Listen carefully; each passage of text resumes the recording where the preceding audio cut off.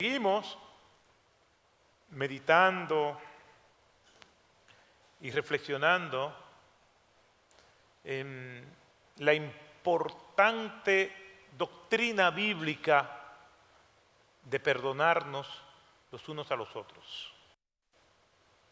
Para algunos el no perdonar es una cadena muy pesada de la que ellos entienden que no se pueden zafar, que han intentado en múltiples ocasiones querer quebrar esas cadenas y no pueden. Lo cierto es que guardar resentimientos solamente daña a la persona que lo alberga. Como dijo Nelson Mandela, es como tomarse un veneno y esperar que le haga daño a la otra persona que uno repudia.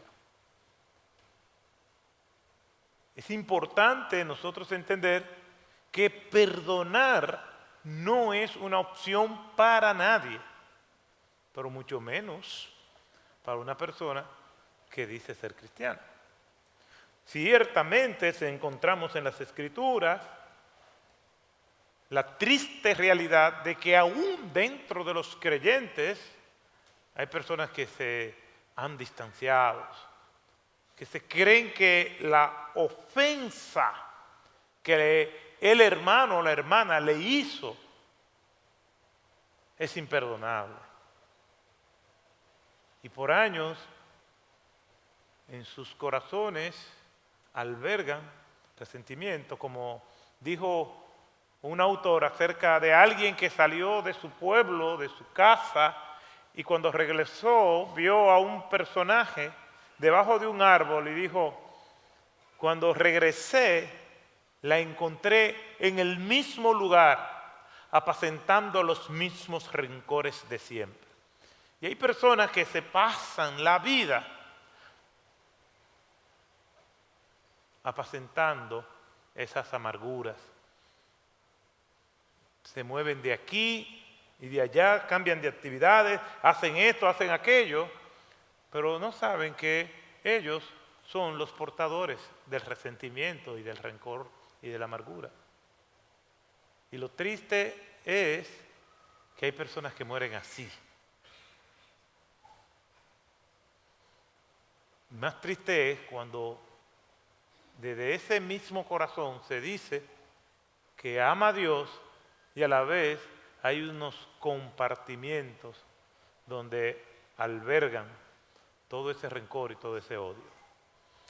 Nosotros comenzamos a ver algunas características fundamentales de lo que es perdonar a la luz de la propia experiencia de José. Y he buscado un personaje bíblico que vivió lo que probablemente ninguno de nosotros ha vivido. El repudio de sus hermanos. El llevar a esos hermanos a un punto donde sus hermanos atentaron contra su vida. Lo secuestraron, lo tiraron en un pozo profundo, intentaron matarlo y después lo vendieron como esclavo para no saber de él jamás. No importando el daño que le estaban haciendo a él y el daño que le estaban causando a sus padres. Y allí José pues nos modela algunas características fundamentales del perdón. Una de ellas la vimos la semana pasada y tiene que ver con no tomar venganza por un daño que me hayan hecho. La misma Escritura dice que no debemos pagar mal por mal, que debemos dejar la venganza al Señor. Y José nos muestra una de esas características: no querer desquitarse. Por eso simplemente voy a leer en Génesis capítulo 45, que los invito a todos ustedes a que vayamos allí, y vamos a estar leyendo el versículo 4 a manera de repaso, simplemente para que veamos que José tuvo la oportunidad de vengarse, pero no lo hizo porque había decidido perdonar. Y dice la Escritura de la siguiente manera, en Génesis capítulo 45, versículos del 1 al 4. José no pudo ya contenerse delante de todos los que estaban junto a él y exclamó: haced salir a todos de mi lado. Y no había nadie con él cuando José se dio a conocer a sus hermanos. Y lloró tan fuertemente que lo oyeron los egipcios, y la casa de Faraón se enteró de ello. José dijo a sus hermanos: yo soy José, ¿vive todavía mi padre? Pero sus hermanos no podían contestarle porque estaban atónitos delante de él. Y José dijo a sus hermanos: acercaos a mí ahora. Y ellos se acercaron y él le dijo: yo soy vuestro hermano José, a quien vosotros vendisteis a Egipto. El Señor bendiga su palabra. José pudo haberse desquitado. Esta era la oportunidad de oro para él poder desatar toda su furia y todo su dolor instalados en su alma por años. Sin embargo, no fue así.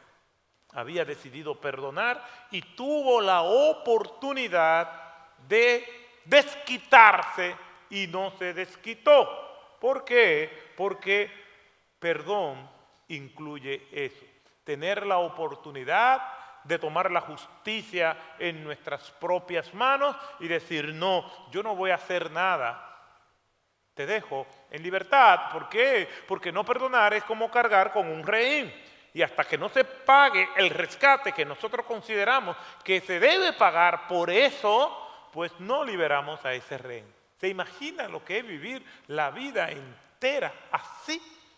Y hay personas que no solamente tienen un rehén, tienen dos, tienen tres, tienen cuatro. Y cuando viene a ver, tienen toda una penitenciaría, un centro de reclusión, donde hay un montón de confinados, donde esta persona decidirá no liberar de su corazón, de su alma, hasta que cada uno de ellos no pague por lo que supuestamente le hicieron. Yo no estoy diciendo que neguemos el dolor, que neguemos la realidad. Lo que estoy diciendo es que por encima de eso nosotros tenemos el impulso que nos da la palabra de Dios para decir que nosotros tenemos que perdonar, así como nosotros también recibimos perdón de Dios. ¿Por qué? Porque nada de lo que nos han hecho supera lo que nosotros le hicimos al Señor, lo que nosotros le estamos haciendo al Señor y lo que nosotros le vamos a hacer al Señor. Y aún así el Señor nos perdona. Y de esa misma manera nosotros tenemos que perdonar. Porque eso es lo que nos dice el Padre nuestro. Perdónanos así como nosotros perdonamos a nuestros deudores. El problema que tenemos es que se nos olvida que ofendemos constantemente a Dios y Dios nos perdona, pero también se nos olvida que también nosotros hemos ofendido a otros y otros nos han dejado en libertad. ¿Y por qué nosotros no podemos dejar en libertad a quien nos ofendió? Es que en nuestro orgullo y en nuestra desconexión de la realidad creemos que lo que nos hicieron a nosotros siempre es más grave que lo que nosotros le hemos hecho a los demás. Porque nosotros tenemos categoría de pecados. Hay pecados que son graves, se dice, esos sí son los malos. Esa sí es la ofensa difícil, la que me hicieron a mí. Pero la que yo hice no es tan grave. Entonces José pudo desquitarse y no se desquitó. Hoy vamos a ver otras características del perdón. Por eso les invito a que leamos ahora los versículos del 4 al 10. de este mismo capítulo 45 del libro de Génesis. Y solamente mencionaba lo que anteriormente les decía a manera de repaso, como primera característica del perdón a la luz de la vida de José, no querer desquitarse. Y dice la Escritura en los versículos del 4 al 10 de la siguiente manera. Y José dijo a sus hermanos: acercaos ahora a mí. Y ellos se acercaron, y él le dijo: yo soy vuestro hermano José, a quien vosotros vendisteis a Egipto. Ahora pues no os entristezcáis, ni os pese por haberme vendido aquí, pues para preservar vidas me envió Dios delante de vosotros. Porque en estos 2 años ha habido gran hambre en la tierra, y todavía quedan otros 5 años en los cuales no habrá ni siembra ni siega. Y Dios me envió delante de vosotros para preservaros un remanente en la tierra y para guardaros con vida mediante una gran liberación. Ahora pues, no fuisteis vosotros, oiga bien lo que dice, no fuisteis vosotros los que me enviasteis aquí, sino Dios. Y Él me ha puesto por padre de Faraón y señor de toda su casa y gobernador sobre toda la tierra de Egipto. Daos prisa y subid a donde mi padre y decidle: así dice tu hijo José, Dios me ha hecho señor de todo Egipto, ven a mí, no te demores, y habitarás en la tierra de Gosén, y estarás cerca de mí, tú y tus hijos y los hijos de tus hijos, tus ovejas y tus vacas y todo lo que tiene. El Señor bendiga su palabra. La carga emocional de este pasaje es muy fuerte. No sé si ustedes pueden, como dice un autor, Jeffrey Arthur, oír la música de fondo del texto.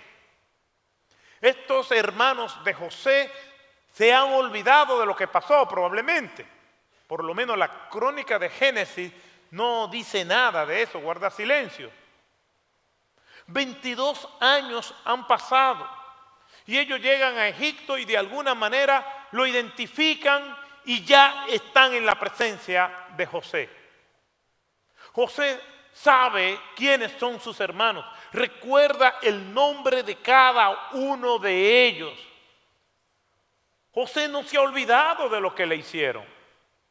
José puede recordar, pero sin dolor. Una mañana cualquiera se levanta y viene a la memoria todo lo que pasó, y lo que tiene que hacer es darle gracias a Dios por la desgracia que le aconteció. El problema que nosotros tenemos es que solamente tenemos una visión limitada de la realidad y nos inquietamos porque no sabemos cómo de manera particular va a terminar la historia. Nosotros tenemos una visión general de cómo va a terminar la historia. Al final, en el último acto de la existencia de este mundo, el veredicto es que Cristo gana. Pero nosotros no sabemos cómo vamos a terminar nuestras vidas. No sabemos cómo vamos a morir. No sabemos qué nos espera en el futuro cercano. Incluso saliendo de aquí, no sabemos. Que Dios nos guarde en mi oración, que nos libre del mal, es lo que yo le pido al Señor siempre, por mi vida, por mi familia, por todos ustedes. Lo cierto es que como no tenemos una comprensión total, absoluta, general, de cómo van a ocurrir las cosas, o cuál es el plan que Dios lleva, porque no nos lo ha revelado, como no se lo reveló a José, entonces comenzamos a inquietarnos, a querer hacer justicia por nuestras propias manos y albergar resentimiento, creyendo que eso va a resolver algo. Cuando nosotros vamos al versículo 1 de este capítulo 45, el texto dice que José no pudo contenerse delante de los que estaban junto a él. Vio a sus hermanos, de repente vino a su memoria todo lo que ocurrió y mandó a sacar a todos los que estaban allí, a su seguridad personal, a los funcionarios de alto nivel que estaban allí. Salgan todos. Y se quedó José con sus hermanos y dice que los gritos se oían en todo el palacio y que todo Egipto supo lo que pasó. Hizo toda una catarsis. José no es una persona que va albergando cosas y cuando en la providencia de Dios tiene la oportunidad de sacar eso de su corazón, se queda callado. No, mostró sus emociones y sus sentimientos. Me pregunto cómo hay personas que se dicen ser cristianas, que tienen resentimientos en su corazón y se levantan y viven su vida como si nada estuviera pasando, cubriéndose en el manto del disimulo y de la hipocresía. Dudo de la cristiandad de una persona así. ¿Por qué? Porque el Espíritu Santo nos redarguye. Y si somos cristianos nos va a ir emboscando. ¿Cómo somos capaces de tomar la cena del Señor sabiendo que tenemos resentimiento contra alguien? ¿Qué pasó con José durante todo ese tiempo?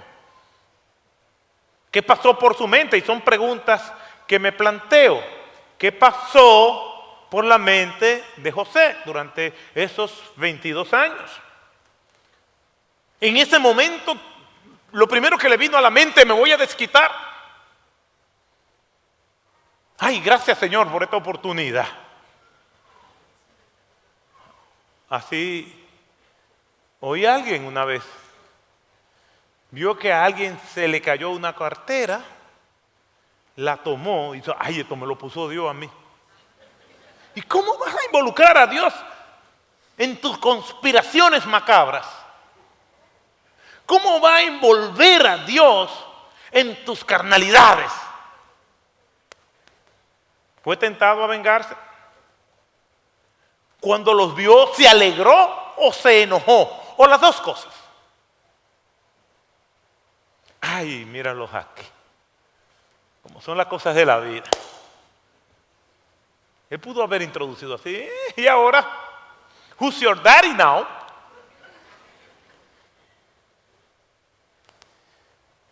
¿Se alegró de verlo? ¿Se enojó? ¿Por qué preguntó? Lo primero que le dice, ¿cómo está mi papá?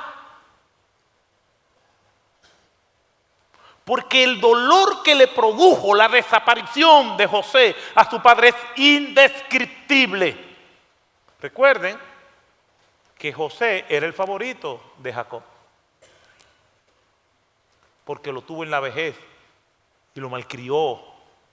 Yo soy papá y todos los padres que estamos aquí sabemos que si hay un papá que le quiere hacer daño a su hijo es que lo consienta.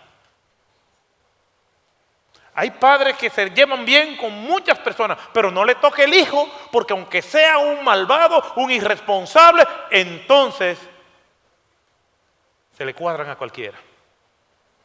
Una cosa es que nosotros amemos a nuestros hijos, una cosa es que nosotros los protejamos y queramos el bien, y otra cosa es que nos hagamos ciegos a sus debilidades.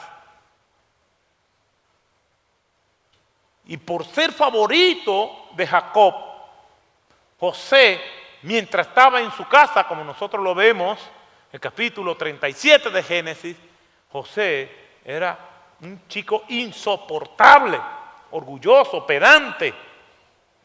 Obviamente eso no justifica lo que sus hermanos le hicieron. Pero independientemente de todas esas dinámicas, de todo ese entramado familiar, él pregunta, ¿cómo está el viejo? ¿Vive aún? Y su corazón estalló de alegría.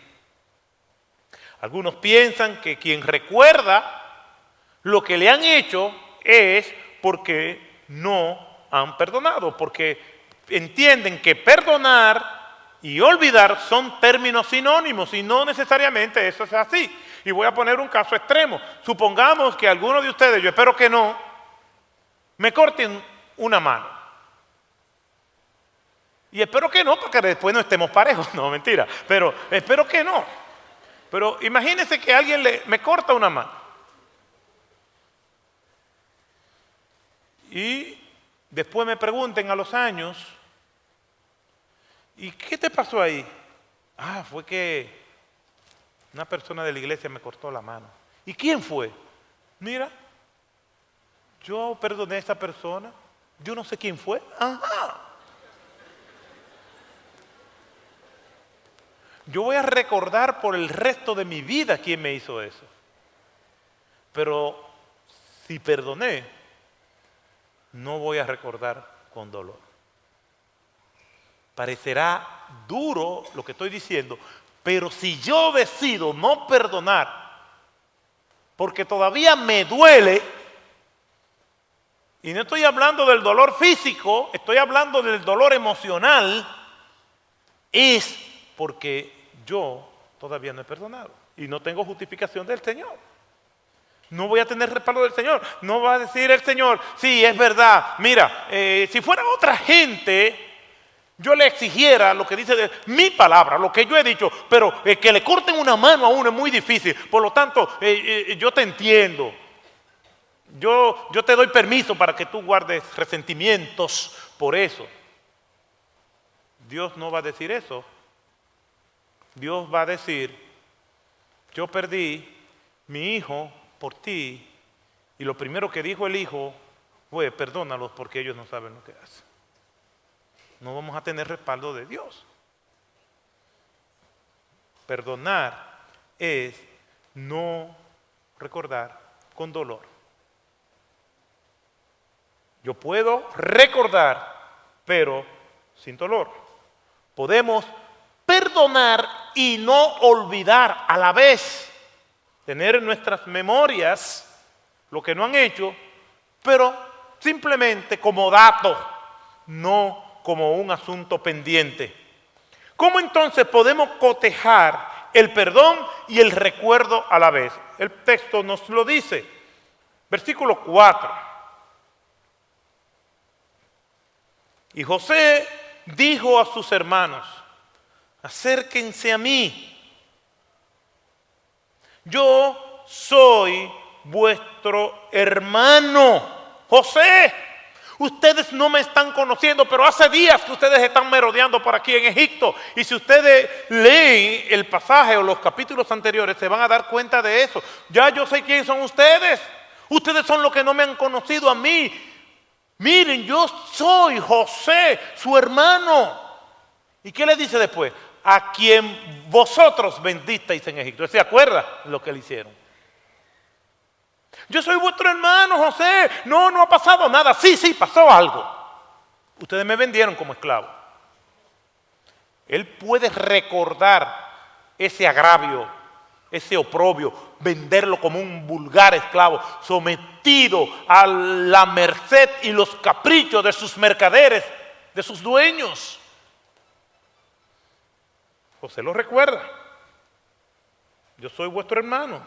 Ustedes me vendieron como esclavo. Pero no pasa de ahí. Él puede recordar, pero no tiene resentimiento contra sus hermanos. Entonces, una persona que ha decidido perdonar, y más adelante vamos a ver cómo eso opera, puede recordar y no tener resentimientos a la vez. Puede recordar y no tener o no ceder, oiga bien, no tener o no ceder a las tentaciones vengativas de uno querer desquitarse. ¿Y cómo opera esto? ¿Cómo yo, si me siento agraviado y crujo mis dientes contra aquella persona que me hizo daño, ¿cómo yo puedo salir de eso, pastor? Bueno, aquí hay algunos consejos a la luz de este pasaje. Y es estar consciente de que usted no quiere perdonar. La Escritura dice, el que encubre sus pecados no prosperará. Proverbio 28:13. Pero el que los confiesa y se aparta. Pero para confesarlo tenemos que estar conscientes de que estamos mal. No cubrirse con el manto del no ha pasado nada, con una actitud disimuladora, como un acto de vil hipocresía, con la cara, como decimos, de yo no fui, y vivir esa dualidad. No, vamos a estar conscientes de que sí pasó algo y vamos a identificar las reacciones que yo tengo cuando se habla de ese tema. Mire lo que José dice en el mismo versículo 4. Y José dijo a sus hermanos, acérquense ahora a mí. Y ellos se acercaron y le dijo, yo soy vuestro hermano José, a quien ustedes vendieron como esclavo. Él no le está diciendo no pasó nada. Sí pasó algo. Lo que hicieron fue vil. Su reacción no fue proporcional a mis acciones. Es verdad, yo era un hermano necio, molestoso, pero la reacción de ustedes fue monstruosa. No fue proporcional a mis faltas. Hay que hablar del tema. José dijo, ustedes me vendieron como esclavo. Yo sé todo lo que yo pasé. Yo sé todos los abusos que se cometieron conmigo. Yo sé lo que es estar encadenados con grillos en el desierto como si fuera un animal. Yo sé todas estas cosas que ustedes cometieron contra mí. Miren lo que dice de manera dramática también el Salmo 105, versículo 16 en adelante. Haciendo el salmista un recorrido por las obras maravillosas del Señor a favor de su pueblo. Y en el versículo 16 hasta el 20, en este tramo de la historia hebrea, pasa y narra y recuerda lo que pasó con José.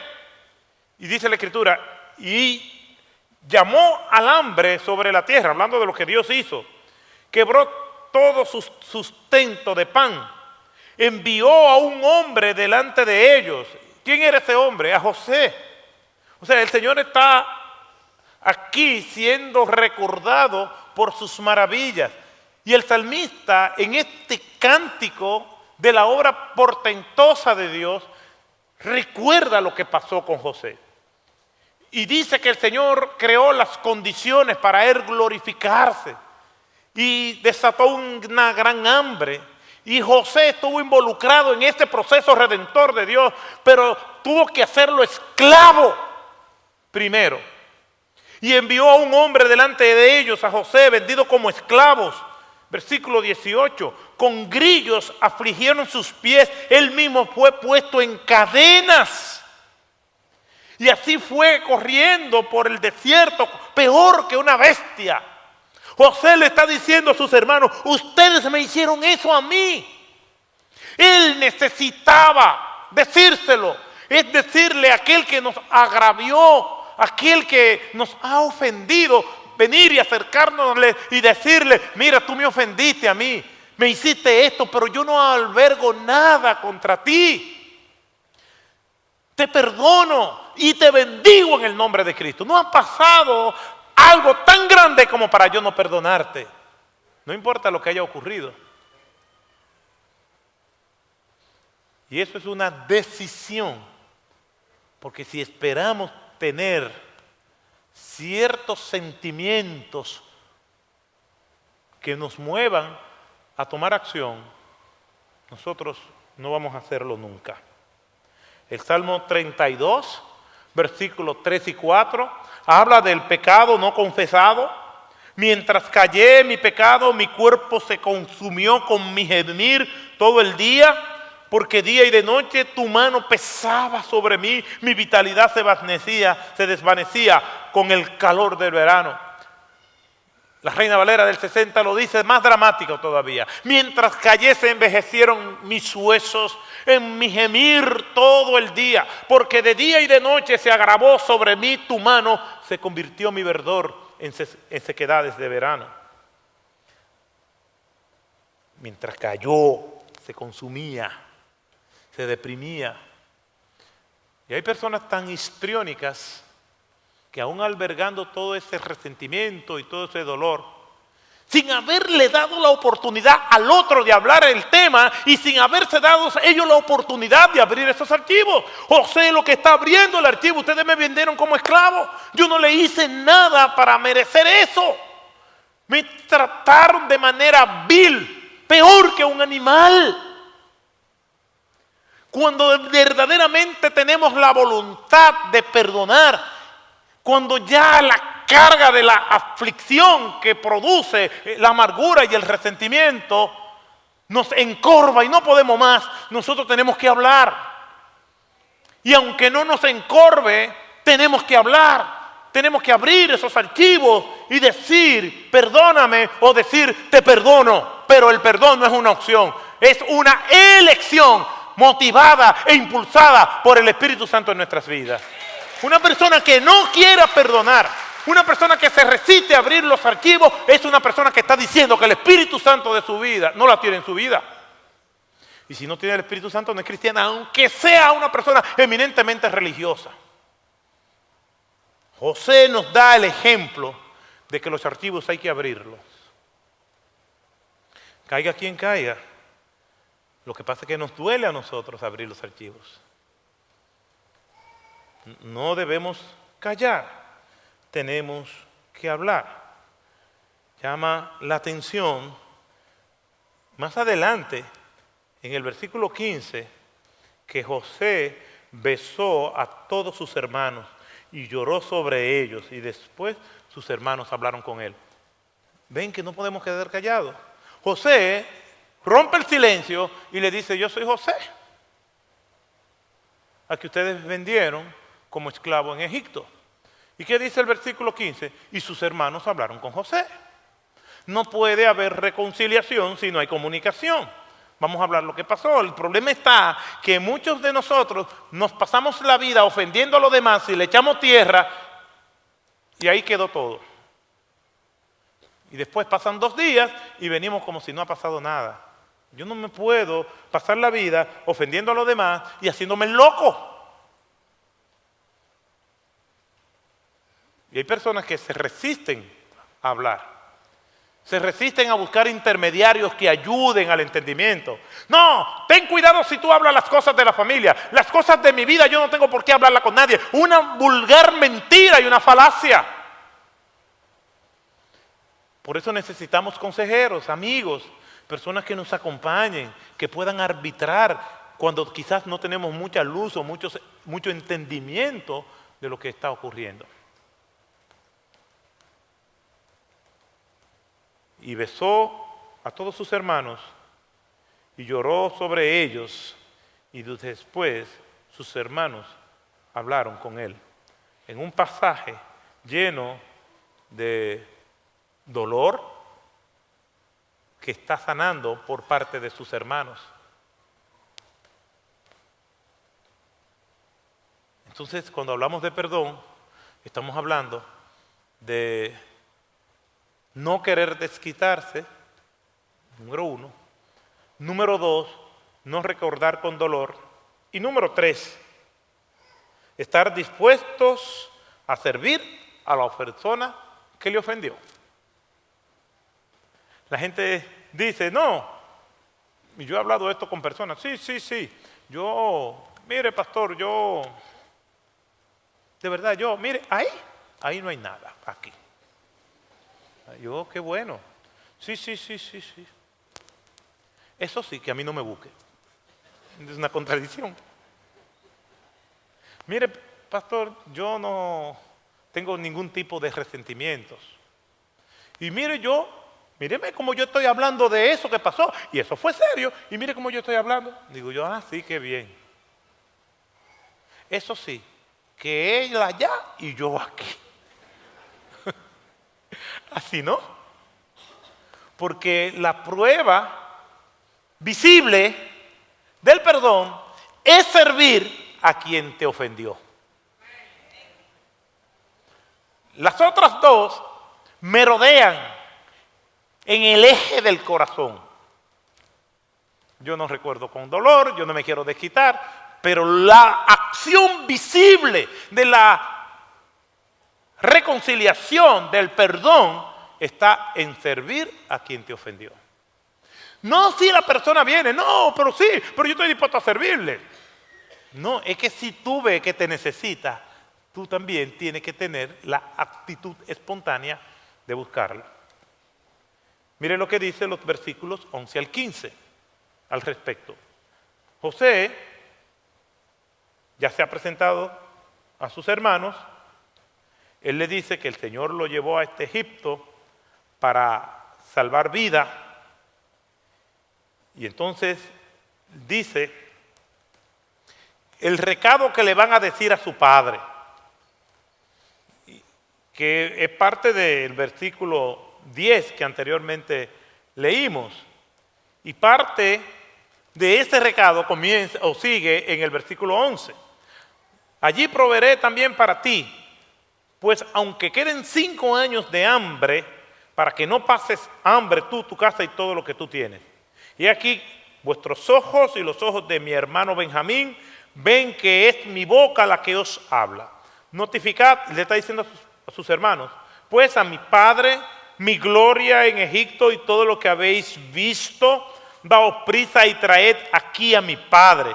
Entonces se echó sobre el cuello de su hermano Benjamín, que era su hermano menor, y lloró. Y Benjamín también lloró sobre su cuello y besó a todos sus hermanos y lloró sobre ellos. Y después sus hermanos hablaron con él.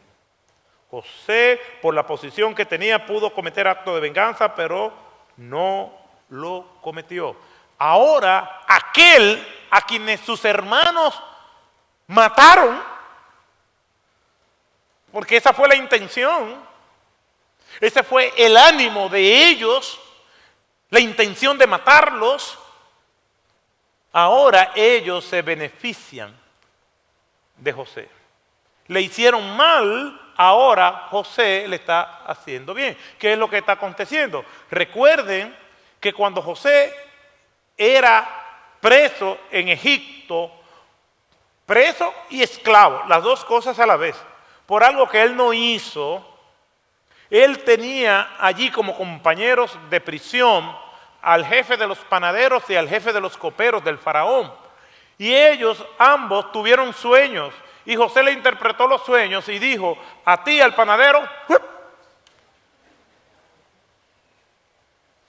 te van a cortar la respiración. Y a ti, copero, tú vas a salir libre. Y cuando tú ya estés otra vez en la corte imperial, recuérdate de mí, ya tú sabes.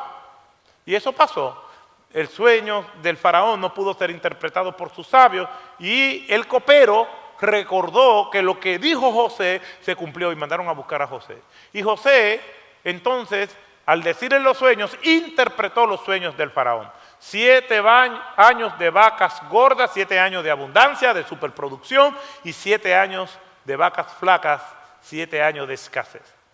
El faraón no sabía qué hacer, sus consejeros tampoco. Entonces José dijo, hagan graneros para que en esos años de superávit, de superabundancia, nosotros entonces podamos almacenar y cuidar todos esos granos que vamos a tener durante ese tiempo.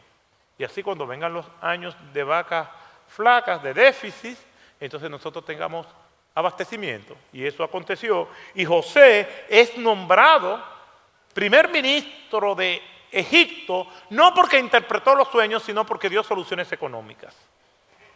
Por eso fue, vemos el pasaje a veces con mucho misticismo, pero fue por el consejo sabio que le dio a Faraón. Entonces, José está en una posición extraordinaria en Egipto y le está diciendo todo lo que me pasó, el hecho de que ustedes desataran toda su furia contra mí, que me maltrataran, que me tiraran en un pozo, que me vendieran con esclavos, que intentaran matarme, todo esto lo provocó Dios. La mano maestra de Dios estaba en todo esto para ahora yo no compensarle a ustedes ni de retribuirle de manera proporcional lo que ustedes me hicieron a mí, sino para preservar la vida de todos ustedes, aunque ustedes no lo merezcan. Eso es impresionante. Ustedes intentaron matarme, pero yo no voy a hacer eso con ustedes. Sí, hubo muchos llantos, pero no de dolor. Tuvo la oportunidad de ayudarlo y lo hizo. Perdonar no significa ceder ante la maldad o permitir que el mal triunfe, sino comprender y practicar el perdón como Dios quiere que nosotros lo practiquemos. En la vida cristiana lo principal no es quién tiene la razón. Y nos negamos a decir, no, es que no puede ser porque me hizo esto. Y es evidente que lo que se cometió fue injusto, pero en la vida cristiana lo importante no es tener la razón. Es mostrar el carácter de Cristo. Es un asunto que nosotros tenemos que decidir. O perdono o no perdono. Porque yo tengo la razón. Entonces yo no voy a perdonar por eso. Dios tenía toda la razón. Dice la Escritura que por las misericordias de Jehová no hemos sido consumidos. Dios tenía toda la razón para destruir al pueblo hebreo y no lo destruyó. Le hemos dado razones suficientes para que nos destruya a todos nosotros y Dios no lo ha hecho. Y así como Dios nos perdona, también tenemos nosotros que perdonar a los demás. El perdón es una de las demostraciones más hermosas y contundentes del amor. La más sublime, grande y sacrificial de estas demostraciones es el amor de Dios por nosotros. El perdón de Dios es la demostración del amor. El perdón de nosotros a los demás es la demostración del amor que nosotros ponemos en práctica. El perdón es una decisión en obediencia a lo que Dios ha establecido. No es una opción. Y nosotros, como hijos de Dios, tenemos que tomar la decisión, pedirle a Él, Señor, que mis emociones, que mis sentimientos no me dominen. Así como yo le pido a Dios que me ayude para que mis sentimientos no me dominen en tal o cual cosa, también tengo que decirle, Señor, que estos sentimientos de rencor tampoco me dominen. Lo que pasa es que somos selectivos. Este sentimiento sí, este no. No, si los dos son nocivos, ni uno ni el otro.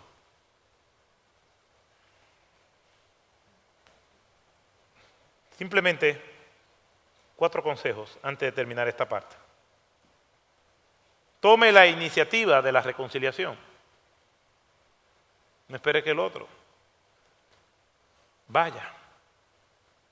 Si usted tiene luz, tome la iniciativa. Mateo 18, 17, si tu hermano peca contra ti, ve donde tu hermano y reconcíliate. Número 2, lo que pasa es que esta no es la primera vez, pastor, hágala todas las veces que sea necesario. ¿Cuántas veces perdonaré a mi hermano? Hasta 70 veces 7, en otras palabras, todas las veces que sea necesario. Decida perdonar. A Esteban lo estaban apedreando, Hechos 7, 60, y sus últimas palabras fueron las mismas palabras de Cristo. No le tomes en cuenta este pecado. Romanos 12, 18 dice que lo que dependa de nosotros, buscar la paz con todos los demás. Si el otro no quiere, ni siquiera el diálogo, o lo ignora, a pesar de sus esfuerzos, usted cumplió. Pero en cuanto dependa de cada uno de nosotros, tenemos que buscar la paz y la reconciliación. Sin sarcasmo, sin hipocresías, sin risas falsas, sin indiferencias. No, como me han dicho personas, yo no tengo nada contra él o contra ella, pero esa persona para mí no existe. Oiga qué poema. ¿Diría eso Dios? Dice la Escritura, estas cosas, hijitos, os escribo para que no pequéis. Y si alguno peca, abogado tenemos para con el Padre. ¿Quién es el abogado de nosotros? Jesucristo. Jesucristo intercede por nosotros delante del Padre. Y Jesucristo viene a interceder por nosotros ante ese tribunal divino. Y Dios le dice a Cristo, tú moriste por él, pero esa persona para mí no existe.